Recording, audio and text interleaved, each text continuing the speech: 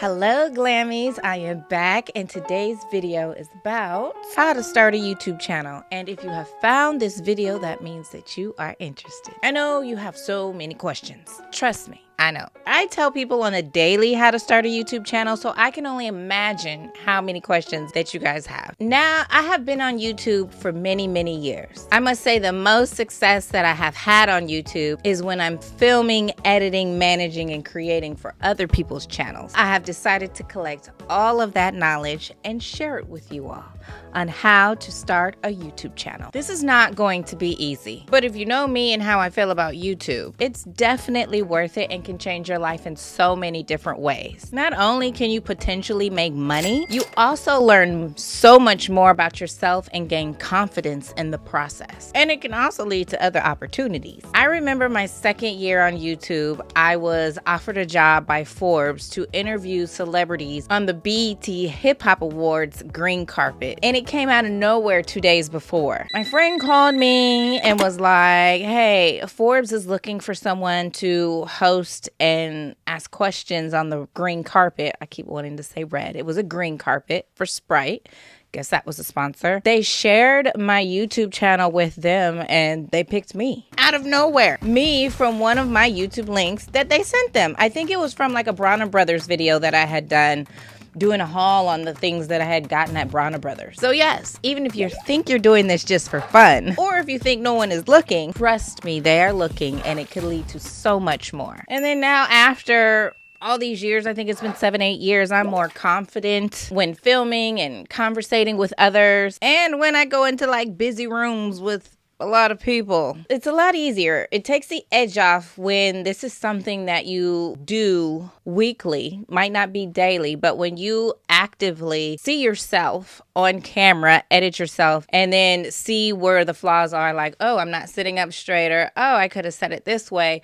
It helps so much more when you do go into a room full of people. I also get to see the stuff that I create for myself and other people on like 8 different television networks, over 100 vlogs, maybe 1,000 by now, and like 10, 20 different magazines. So I must say, when creating and starting on YouTube, it's the beginning of a lot of things for you mentally, physically, work-wise, across the board. It's the beginning of great things. Okay, so let's start with, can I do it? You know, a lot of people want to try these things and they try it in the dark and they test it out. And, you know, it's hard when you do things on your own because you're the only one to judge yourself.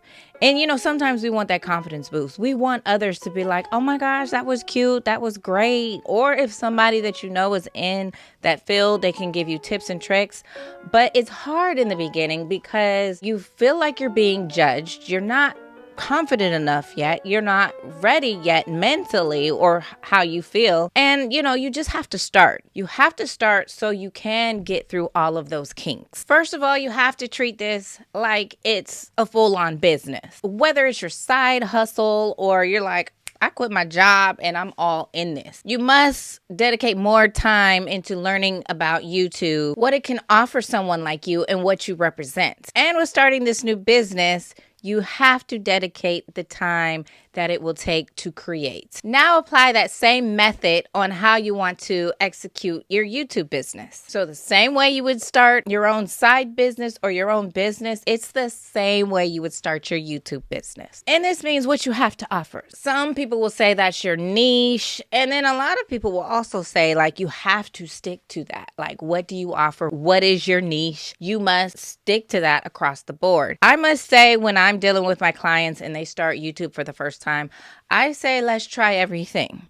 That way, at least across the board, you can start your channel as like a lifestyle channel. You know, sometimes I'm vlogging. Sometimes I'm sitting down and really telling you, this is how I crochet my blankets every time I want to do it. Like, it could be how-to sometimes. It could be beauty. It could be chatty conversations. Like, I have a lot of chatty conversations on my channel as well. I always tell people to try all things that they would like to do. Want to dabble in interviews. You might want to dabble in like a solo podcast feeling, whatever it is. I say try it across the board, because the people that are watching, they will let you know what they're interested in. And some people have no clue what they want to do. And some people really don't have any hobbies. So if they try everything, they just know that they want to use this to get out there and to explore and to learn more. Definitely encourage you guys to 1 week this, 1 week this, 1 week this, and not necessarily put yourself in a niche. And then the way YouTube is set up right now,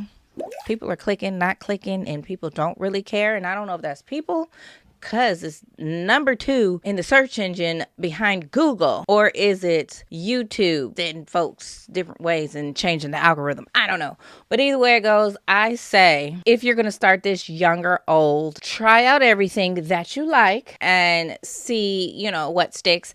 And also do something that you like, because if you don't like it, it's going to show and you're not going to be motivated to do it at the end of the day. So yes, I work with a lot of people that have a lot to offer. I think there's a way to make it all work on one channel before it outgrows itself. A lot of you are firm in what you want your channel to be about, and you're sticking to it. And that's good, because you know that one thing, you're really good about talking about it and executing it, which means you really should enjoy it while you're filming and while you're creating. I kind of understand YouTube a little more than others. Not everybody, because there's millions of people on this platform, but working, creating, editing, and doing all this and being a part of it myself, I have picked up a few things. When I see so much growth in everybody else's channel that I work with, and then I see my little old channel, I understand that it can only be as good as what I put into it. Like I make sure that I put my time and my energy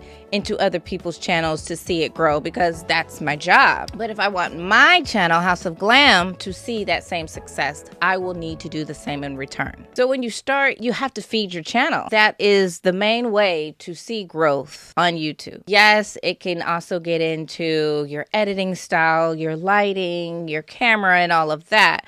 But you also must feed it, because if you feed it, you are learning in the process. You are learning how to upgrade to those other lights, because you're ready now, not just because you have the money. Like, I've done enough research. I figured it out. I know I want this camera now, because I know what it was looking like when I was shooting with the phone or with this other cameras. YouTube's going to make money at the end of the day, regardless.